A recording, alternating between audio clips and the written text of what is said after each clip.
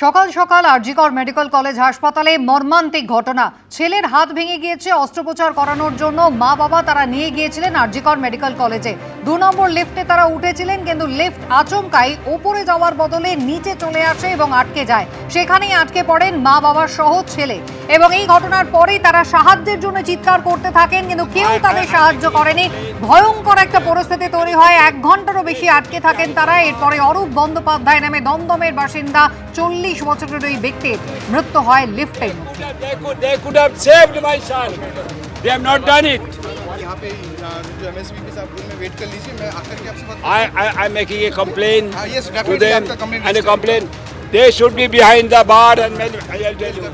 आप अपने कंप्लेंट आपका रजिस्टर कराएंगे। I have requested. They could have saved my son. They have not done it. यहाँ पे जो MSVP साहब रूम में वेट कर लीजिए, मैं आकर के आपसे बात I'm making a complaint yes, to definitely them आपका complaint and a register complaint. They should be behind the bar and I'll tell you. মৃতের বাবার অভিযোগ শুনছেন। তিনি অভিযোগ দায়ের করতে এসেছেন, পুলিশের সঙ্গে কথা বলেছেন। ভেঙে পড়েছে মৃতের পরিবার। কি বলেছেন মৃতের বাবা দেখুন। ওরা উঠিতে গিয়ে লিফটে উঠেছে, ওখানে কোনো লিফটম্যান নেই। সিকিউরিটি যে প্রাইভেট সিকিউরিটি লোক দাঁড়িয়ে ছিল, ক্যালকাটা পুলিশের হোমগার্ড পুলিশ দাঁড়িয়ে ছিল, বডি আটকে গেছে। এবার লিফটম্যান নেই। আমি বললাম আপনারা ইমিডিয়েট এইটা খোলার ব্যবস্থা করুন। ওরা বলছে পিডব্লিউডির কাছে চাবি। কেউ বলছে দাঁড়ান তো, আপনি আমাকে ধমকাচ্ছে এরা। সিকিউরিটি স্টাফ এই সব আর যারা এখানকার স্টাফ অ্যান্ড প্লাস সিকিউরিটি আমাকে বলছে আপনি চুপ করুন। আমি বলে ওর বাবা ছেলে মরে যাচ্ছে আর আপনি এখানে বলছেন আপনি খুলবেন কি না? আপনি বাবার এদের পুলিশকে বললাম ফায়ার ব্রিগেডে টেলিফোন করুন, ওরা এসে ভেঙে দিতে পারে। আপনার জানা আছে ডাকলে এই হতো। ওরা কিচ্ছু করলো না। পরে 2 ঘন্টা বাদে একটা হাতুড়ি নিয়েছে, আমার ছেলে আমার নাতিটাকে নিয়ে ছুঁড়ে ফেলে দিয়েছে। ওকে কীভাবে ভেতরে আমাদের ঢুকতে দেয়নি তো। ওখানে গিয়ে দেখুন লক অ্যান্ড কি করা আছে। এটা যদি ভেঙে দিত তাহলে কিন্তু কোনো অসুবিধা হতো না। কিচ্ছু তো বলেনি যে কি ওখানকার প্রবলেম কি, সেটা ওরা নিজেরা ভালো করে জানে, ওরাই খুলতে পারে। কিচ্ছু করলো না। সরাসরি চলে যাব আরজিকর মেডিকেল কলেজে। আমাদের প্রতিনিধি সুকান্ত মুখোপাধ্যায় রয়েছেন আমাদের সঙ্গে। সুকান্ত, এত বড় একটা ঘটনা ঘটে গেল, কাদের ছিল এই নজরদারির দায়িত্ব? কোনো আপৎকালীন যদি ঘটনা ঘটে তাহলে সেই পরিস্থিতি সামাল দেওয়ার দায়িত্বেই বা কারা ছিল? কি ব্যবস্থা তারা করছিল? দেখো, হাসপাতালের ভাইস প্রিন্সিপাল সপ্তর্ষি চট্টোপাধ্যায়কে আমরা প্রশ্ন করেছিলাম যে এই যে লিফটে এতগুলো লিফট রয়েছে, বারবার পরিজনের তরফে বলা হচ্ছে যে এই 2 নম্বর লিফট তো বটেই, অন্যান্য সমস্ত ডিপার্টমেন্টের লিফটে যখন এটা অপারেট করা হয় সেখানে ভেতরে কোনো অপারেটর বা সেখানে কোনো লিফটম্যান থাকেন না। এই প্রশ্নের উত্তরে তিনি যেটা বলেছেন যে পিডব্লিউডির ইলেকট্রিক্যাল ডিপার্টমেন্ট তারা মূলত রক্ষণাবেক্ষণের কাজ করে প্রত্যেকটি বিল্ডিংয়ের যে লিফট রয়েছে সেগুলোর, এবং 24 আওয়ার্স অর্থাৎ 24 ঘন্টা সেখানে কিন্তু লিফটম্যান সিকিউরিটি গার্ড থাকার কথা রয়েছে। এক্ষেত্রে দাঁড়িয়ে কেন সিকিউরিটি গার্ড বা কোনো লিফটম্যান ছিল না ঘটনার সময়, সেই বিষয়টা তারা খতিয়ে দেখবেন। প্রয়োজনে তারা ফ্লোরে সিসিটিভিও দেখবেন। কিছুক্ষণ আগে আমরা দেখলাম যে সপ্তর্ষি চট্টোপাধ্যায়ের সঙ্গে ডিসি নর্থ দীনেশ কুমার তিনি কিন্তু ঠিক ঘটনাস্থলে প্রবেশ করেছেন, অর্থাৎ এই যে ট্রমা কেয়ার বিল্ডিং সেখানে প্রবেশ করেছেন। তার আগে সেখানে কিন্তু স্বাস্থ্য বিভাগের যারা আধিকারিক ছিলেন তাদের সাথে ডিসি নর্থ সেখানে মিটিং করেন। সেখানে ভাইস প্রিন্সিপাল আরজিকর হাসপাতালে সপ্তর্ষি চট্টোপাধ্যায় ছিলেন। প্রায় 10 মিনিট সেখানে কথাবার্তা বলার পরে তিনি যখন বেরিয়ে আসেন তখন আমরা দেখলাম যে মৃতের বাবা অরূপ বন্দ্যোপাধ্যায়ের বাবা, যার এই মর্মান্তিক এই দুর্ঘটনাতে যার মৃত্যু হয়েছে, তার বাবা অমল বন্দ্যোপাধ্যায় তিনি সরাসরি ডিসির সাথে কথা বলেন এবং তিনি যেটা পরিষ্কার বলেন যে তিনি কমপ্লেন করতে চান, তিনি অভিযোগ করতে চান।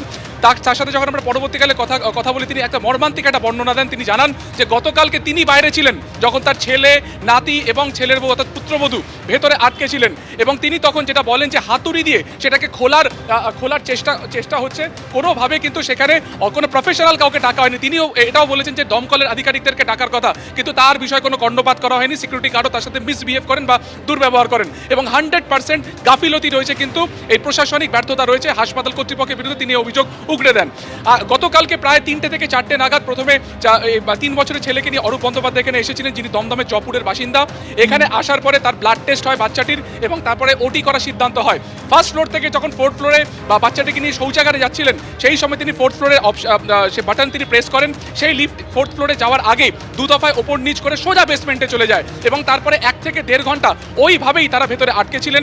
আশপাশের যারা রোগীর পরিবার তারা যেটা বলছেন যে তারা আর্তচিৎকার শুনছিলেন, ভেতরে লিফটের ভেতরে যে ধাতব দেওয়াল রয়েছে সেইখানে তারা একেবারে হাত মেরে তারা হেল্প চাইছিলেন, তারা সাহায্য চাইছিলেন, কিন্তু কোনোভাবে কেউ কিন্তু তাকে সাহায্যের জন্য এগিয়ে যায়নি।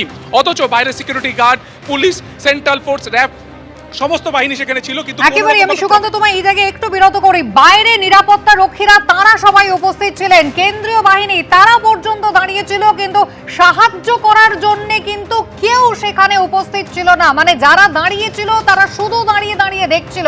এবং মৃতের বাবা যে ভয়ঙ্কর অভিযোগ করেছেন, আমি আরো একবার শোনাবো আপনাদের।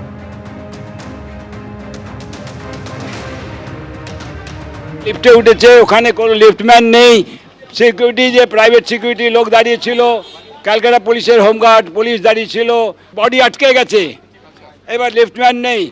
আমি বললাম আপনারা ইমিডিয়েট এইটা খোলার ব্যবস্থা করুন।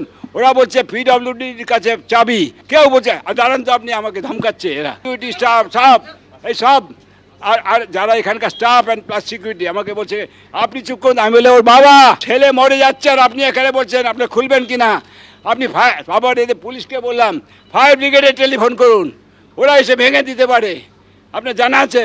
ডাকলে এই হতো, ওরা কিচ্ছু করলো না। পরে 2 ঘন্টা বাদে একটা হাতুড়ি নিয়েছে, আমার ছেলে আমার নাতিটাকে নিয়ে ছুঁড়ে ফেলে দিয়েছে। ওকে কীভাবে ভেতরে আমাদের ঢুকতে দেয়নি তো, ওখানে গিয়ে দেখুন লক অ্যান্ড কি করা আছে, এটা যদি ভেঙে দিত তাহলে কিন্তু কোনো অসুবিধা হতো না। কিচ্ছু তো বলেনি যে কি ওখানকার প্রবলেম কি, সেটা ওরা নিজেরা ভালো করে জানে, ওরাই খুলতে পারে, কিচ্ছু করলো না। মৃতের বাবা সেই মুহূর্তে পরামর্শ দিচ্ছেন, অথচ তার কথায় কানটুকু পর্যন্ত দিচ্ছেন না যারা সেখানে উপস্থিত রয়েছেন তারা। মৃতের কাকা কি বলেছেন দেখুন। অবশ্যই গাফিলতি, ওই যেই সিকিউরিটি দুটো ছিল, আমার দাদা বারবার বলেছে ফায়ার ব্রিগেডকে ফোন করো, প্লিজ ফায়ার ব্রিগেডকে ফোন করো, না না ও খুলে দেবে, চাবি পিডব্লিউডির কাছে। হোয়াট ইজ দিস, পিডব্লিউডির কাছে চাবি, এখানে কি করতে তোমরা দলে বসে আছো? ওকে তো অ্যাটেম্প টু মার্ডার বলবো, ওকে ইনডাইরেক্ট খুন করা হয়েছে। লিফটম্যান ওখানে ছিল না, সিকিউরিটি গার্ড ছিল, ওই যে কানে যন্ত্র দিয়ে গান শুনছে বাবুরা। চরম গাফিলতি, চরম প্রশাসনিক গাফিলতির বলি হতে হয়েছে বছর 40-এর এই ব্যক্তিকে। আমি সুকান্ত মুখোপাধ্যায়ের কাছে আবারও চলে যাব। সুকান্ত, হাসপাতাল কর্তৃপক্ষ এখন কি বলছে?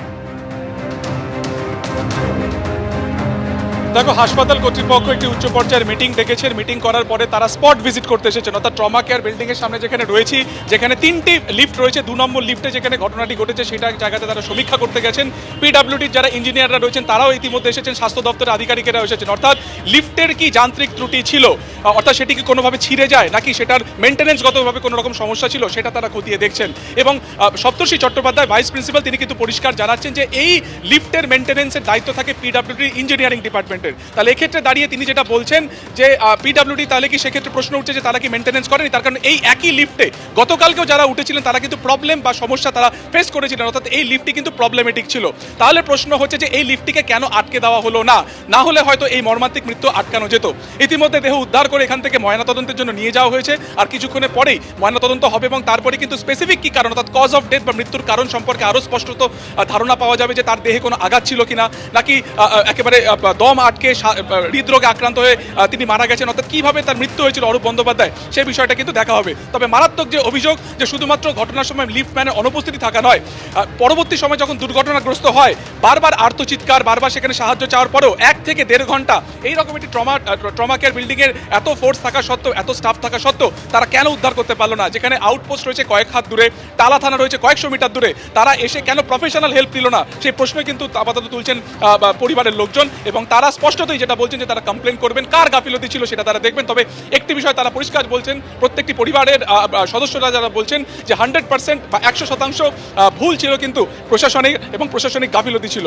এবং এই ব্যাপারে তোমাকে আরো একবার দেখাবো, এই যে ট্রমা কেয়ার বিল্ডিং, গতকালকে এখানে মাঝরাত্রে ছেলে ট্রিটমেন্ট করাতে আসে এবং তারপরেই লিফটে প্রায় দম বন্ধ হয়ে 1 থেকে 1.5 ঘন্টা আটকে থেকে সেখানে মৃত্যু হয় অরূপ বন্দ্যোপাধ্যায়।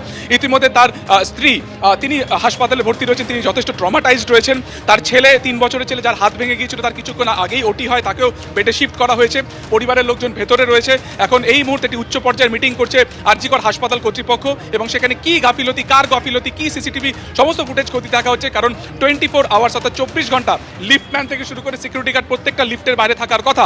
এক্ষেত্রে দাঁড়িয়ে তারা কেন ছিলেন না সেই বিষয়টা নিয়ে কিন্তু এই সিসিটিভি ফুটেজও খতিয়ে দেখা হচ্ছে। এবং সকালবেলা আমরা দেখলাম যে একজন লিফটম্যান, তাকে কিন্তু ইতিমধ্যে আটক করে আউটপোস্টে নিয়ে যাওয়া হয়েছে আরজিকর। সেখানে তাকে জিজ্ঞাসাবাদ করা হচ্ছে কি ঘটেছিল ঘটনা সেইটা পুঙ্খানুপুঙ্খ জানার জন্য। এবিপি আনন্দ, এগিয়ে থাকে, এগিয়ে রাখে।